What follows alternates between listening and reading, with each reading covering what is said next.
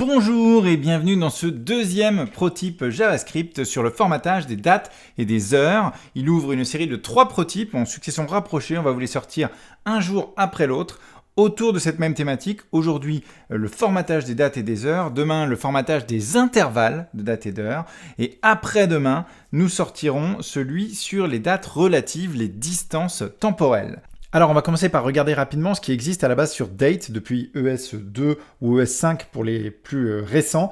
En fait, tout ça ce sont des formats fixes qui ne vont pas être adaptés à notre besoin, qui est de vraiment coller aux usages en vigueur d'un local. Mais faut savoir ce qu'il y a. On a le toString en fait qui est là, qui utilise un format qui est un petit peu similaire au RFC 5322 qu'on a dans les entêtes de protocole internet, mais c'est pas ouf. En plus le nom de la timezone, si j'étais dans un environnement navigateur type langue par défaut française, le nom de la timezone serait dans ma langue au lieu d'être hardcodé. C'est la concaténation en fait du toDateString et du toTimeString. On a également toUTCString qui lui va nous le garantir en UTC, l'UTC qui a remplacé le GMT, ce qui n'empêche pas à toUTCString d'utiliser le terme GMT dans son désignateur de timezone, de fuseau. Et depuis ES5, on a toISOString, extrêmement utile, qui est utilisé pour la sérialisation de JSON des dates, et qui est un format standard ISO 8601 qu'on retrouve dans plein de sérialisation de dates et d'heures, et notamment en XML, etc. Qui est pratique de ce point de vue-là, mais qui est pas du tout adapté aux usages d'un local en question.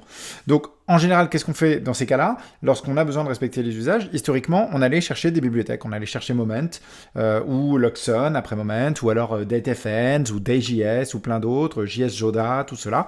Mais ce qu'il y a, c'est que ces bibliothèques, elles sont massives, elles amènent entre 70 et 300K, ou alors, pour le formatage spécifiquement, elle s'appuie, comme c'est le cas d'à peu près tout sauf Moment, sur l'API standard de la bibliothèque JavaScript qui s'appelle INTL, qui est le standard ECMA 402, qui est fourni de base par les moteurs.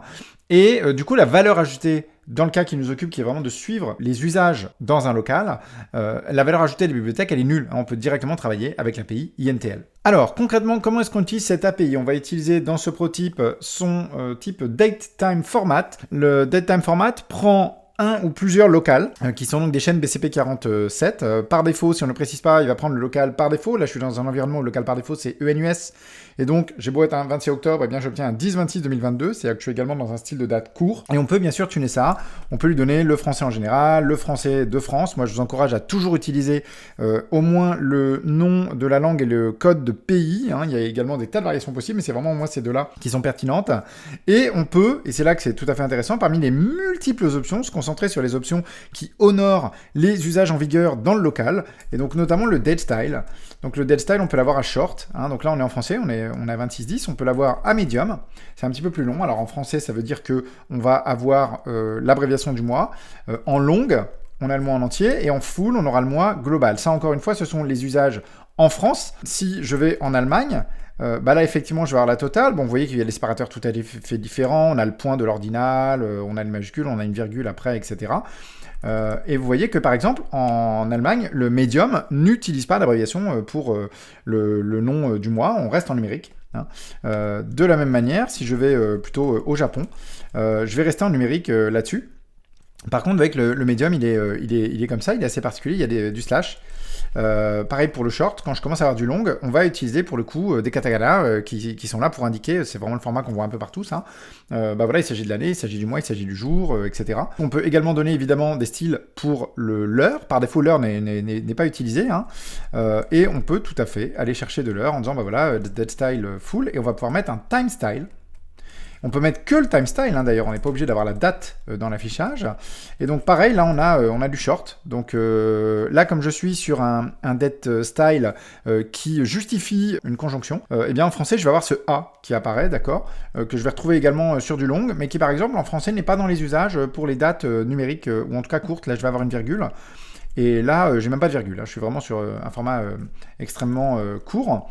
Le short ne contient que les minutes, et en français, à partir du medium, on aura les secondes, et au-delà, on aura même la time zone. Mais encore une fois, on est sur des usages qui peuvent complètement varier. Là, vous voyez que j'ai le whom, je suis sur les secondes. Le short, ça va être le même principe. Et pareil au médium, du coup j'ai plus le whom, j'ai juste la virgule. Et en short, j'ai une virgule là aussi. Donc vraiment d'un pays à l'autre, les usages varient et ça c'est vraiment important. Maintenant, ce qu'on peut également avoir, c'est la gestion des time zones. Là par exemple, je suis sur un 26 septembre 2022, 9h, dans ma time zone par défaut, qui sur mon OS est la time zone Europe-Paris. Et je peux lui dire, bah ouais, mais en fait il va falloir m'afficher ça sur une time zone type côte ouest. Alors on va par exemple prendre America Los Angeles.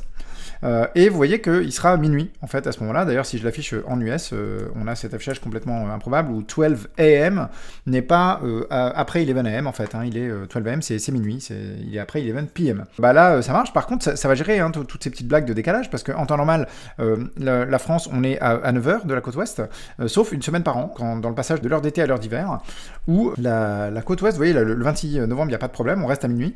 Par contre, le 4 novembre, par exemple, eh bien, il serait 1h du matin parce qu'on est dans cet intervalle où l'Europe est repassée en heure d'hiver, mais pendant une semaine, c'est pas le cas des États-Unis. Donc voilà, tout ça est géré correctement par cette API-là. Pense aussi à éviter de réinstancier tout le temps le même formateur configuré pareil. En particulier, si tu l'enrobes par exemple dans une fonction utilitaire, ici c'est dommage, à chaque appel de format timeline stamp, je vais recréer un formateur, ce qui est assez naze et en perf et en mémoire et en tout ce que tu veux.